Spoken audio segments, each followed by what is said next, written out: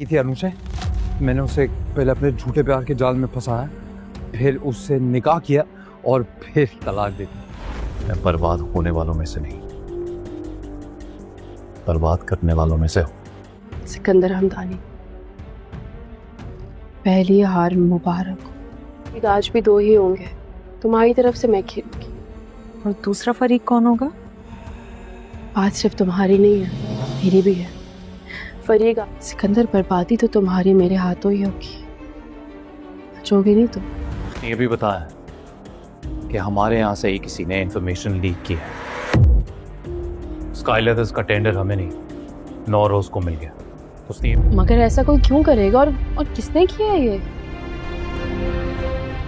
जाएगा इस खेल में। तुम्हें तड़पता हुआ देखने के लिए मैं कुछ भी करूंगी, किसी भी हद तक जाऊंगी।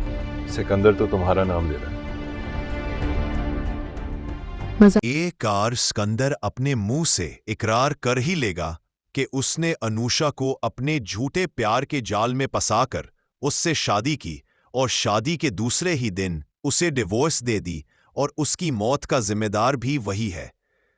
अलीजा ये सुनकर बहुत ज्यादा तड़प कर रह जाएगी, लेकिन वो ठान तो चुकी है कि सिकंदर को बर्बाद तो उसे करना है, और ये पहला स्टेप था जो कि उसने किया।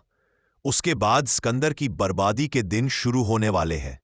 सिकंदर के हाथ से टेंडर कुछ चला ही गया है, लेकिन सिकंदर उसका इल्जाम अलीजा पर धरेगा।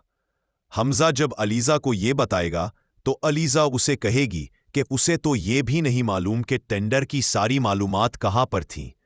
ये तो सिर्फ सिकंदर को मालूम है, और सिकंदर के अलावा ये बात कोई भी नहीं जानता। सिकंदर मुझ पर इल्जाम लगा रहा है, और हमजा को भी यही लगेगा कि अलीजा बेकसूर है और हमजा सिर्फ और सिर्फ अपनी दुश्मनी निकाल रहा है। बस नई मुल्क, कोई फीडबैक नहीं।